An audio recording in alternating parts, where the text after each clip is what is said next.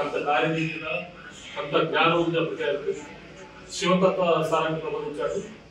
హిందూ మతంలో ఈ రోజుకుని ఇబ్బందులు గురించి కొత్త శైవ మతాన్ని ప్రబోధించారు. అదేవిధంగా మన పెద్దలు చెప్పినట్టు వచనాలు సుమారు 64 లక్షల వచనాలు రాశారట. అందులో కొన్ని మాత్రమే అవైలబుల్గా ఉన్నాయి. పాల్కుర్కి సోమనాథ్ కూడా చెప్పారు. ఆయన ప్రధాన రచన శివతత్వ సారం రచన కూడా చేశారు. సో మనం అప్పుడు ఇప్పుడు ప్రజెంట్ వ్యవస్థలో కూడా ఉన్నాం. ఆయన ఆశయాలు లక్ష్యాలు వచన కవిత్వం అంటారు. వచన కవితలని మనం వచనాలతోని ఎంతో మందికి అల్ప సరళ పదాలతోనే ఆ యొక్క శివతత్వాన్ని ఆ యొక్క విషయాన్ని సమాజానికి చేరవేయడం జరిగింది.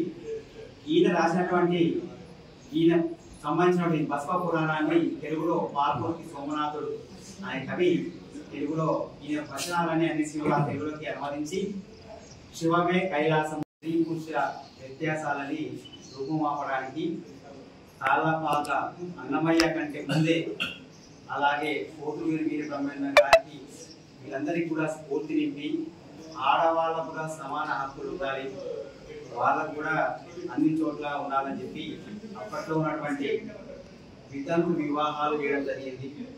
ఎంతో మందికి ఆ యొక్క అనుభవ మండపం అనే ఒక పార్లమెంట్ ఉన్నటువంటి పార్లమెంట్ మాదిరిగానే అప్పట్లో అనుభవ మండపాన్ని ఏర్పాటు చేసి సామాజిక రుగ్మతల్ని కుల వివక్షతని రూపమవడానికి అతను చేసినటువంటి కృషి ఈనాటికి స్ఫూర్తిదాయకము.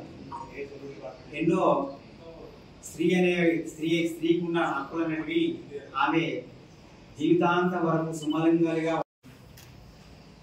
ముఖ్యంగా ఈరోజు బసవేశ్వరుడు మహాత్మా అనే బిరుదు మహాత్ముడు హిందూ మతంలో ఉన్నప్పుడు 2వ శతాబ్దంలో హిందూ మతంలో ఉన్న ఏదైతే కర్మకాండ లేకపోతే కుల వివక్షత మహిళల పట్ల వీక్షత అది వ్యతిరేకంగా పోరాడేటప్పుడు 2వ శతాబ్దం